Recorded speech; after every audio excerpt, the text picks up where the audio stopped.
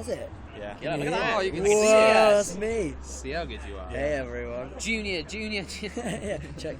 I'm not very good at editing it though, so anything that stays in from this point, I'm always rubbish at editing out. Oh, okay, yeah. Oh, So no. no swear words, everyone. So no no- slight But words, just wrong. for So my no own. saying Yeah, we're yeah. way better than the gospel youth. No saying that. Love you, Sam. Right, can I nip that seat? Do you want to have one of these as well? It's one really, right? Oh, I'll just leave here. Right. Finally getting to this interview anyway, because obviously it was supposed to be done in Derby, and then you guys were ill, I was ill, so everyone was just. There was something going on in Derby, wasn't Yeah, there? Yeah. Something in the air. It's just Derby. Yeah. Nobody Going wants to Derby, you get ill. Yeah, nobody wants to go to Derby.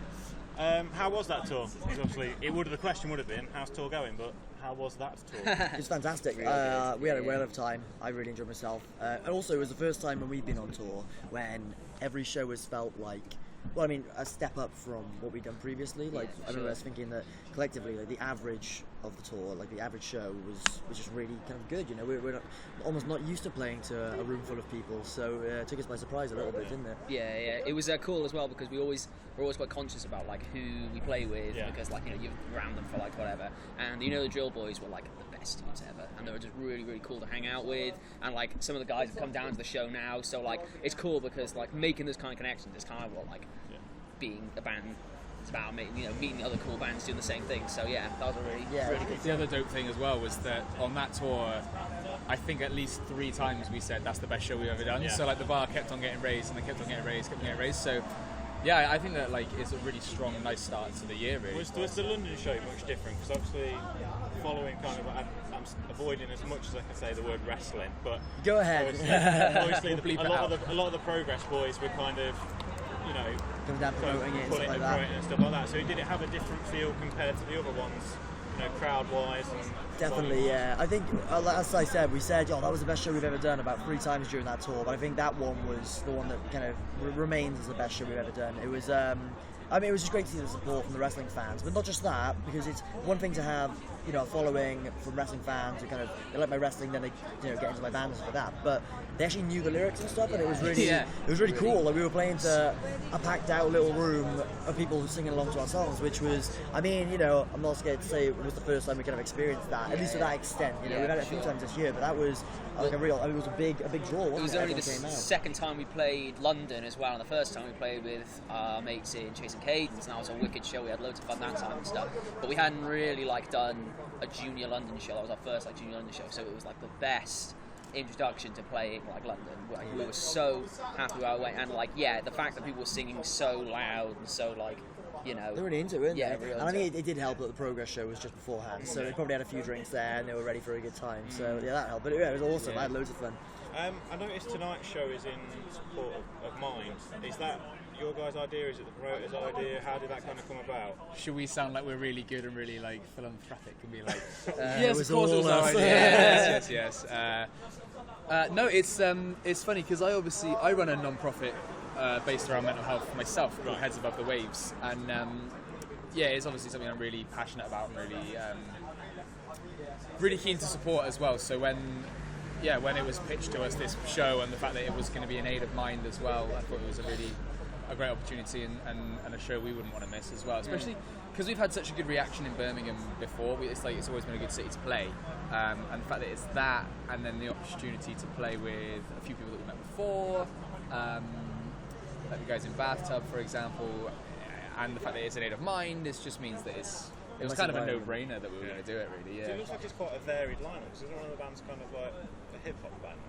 It's more, I think, like a rap, hardcore kind of feel to it. But yeah, you know what? That also adds to making a nice atmosphere. It's having a mix of styles, and just a mix of people and stuff. And some of the best shows we've played, I think, are the ones where the genres of bands are completely contrasting, but we all just get along, So, but especially when, as you said, it goes to the charity Mind.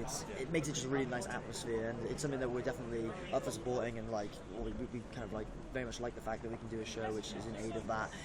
As I said previously, we've done shows for Heads with the Waves, and it just makes the atmosphere much nicer, when it's at least a portion of the profit making made of the show is going towards a good cause. So. The upcoming shows that you announced for the tour, the one that stuck out to me was that Bristol one where you're playing a Blink cover set. Yeah. vocal. Yeah, we've done it a few times before, haven't we? What, this is the third time now, I think? Third time we've done the Blink set. We've So got like much fun. we've got like set gimmicks that we do for the thing because we love gimmicks. It's like our favourite thing in like, you know, non-cover sets, just anything. We love gimmicks, and the opportunity to be told, right, your gimmick is that you're Blink-182 for the night. It's like, well, let's make the most of this. Yeah, let's just make the most of this. So we're really looking forward to it. And some of the bands who are playing, we played with before. We got our really good friends now, the Sun Sleeps are playing, and they're doing Newfound Glory, and they obviously love Newfound Glory, and they're going to do it justice. Yeah. So like, I'm really excited for that show. I'm psyched, yeah. It's so much. I know it sounds bad, but it like obviously I love any show that we play. But it's really fun playing someone else's songs, especially when it's Blink-182. You know, it's just a laugh. Fun. I feel like it's a raw deal though, because I feel like the guitar parts and the bass parts, and correct me if I'm wrong, I might be very wrong, but they're not like, it's kind of like 4 chords a lot of it, isn't it? Yeah. Whereas like Travis Barker is obviously like one of the sickest drummers in the world, and so for me to have to try and keep up with that, it's just like I remember... Me and Mark just sit back while you have to do all the hard work. I'm going to get my neck tattooed as well to really get into the role. The last couple of years seem to have been quite hard for Welsh music, from what I've seen. You know, you've lost bands like Kids and Dust Houses, Funeral, Blackout. What is the Welsh music scene like? I mean, I know you've got kind of neck deep, but that seems to be the only kind of thing coming out. Is there a healthy music scene? We're in a really fortunate position. I think this year is going to boost it back into the place it was. Obviously, you know, you lose bands like Funeral for a Friend, Blackout, Kissing Glass Houses, and there has been a little bit of a kind of dry spell for a little while. But then this year, well, if you look at the download lineup, for example, South Wales has such a strong, you know, kind of representative between, you know, us being there, Holding Absence, Casey, Asteroid Boys, and it kind of is starting to feel like a bit of a South Wales revival, I guess, isn't it? Where it's, you know, guys like Asteroid Boys are absolutely killing it, and they're blown up at the moment. Holding Absence, you know, Matt lives with the singer Lucas, and we're very pally with them.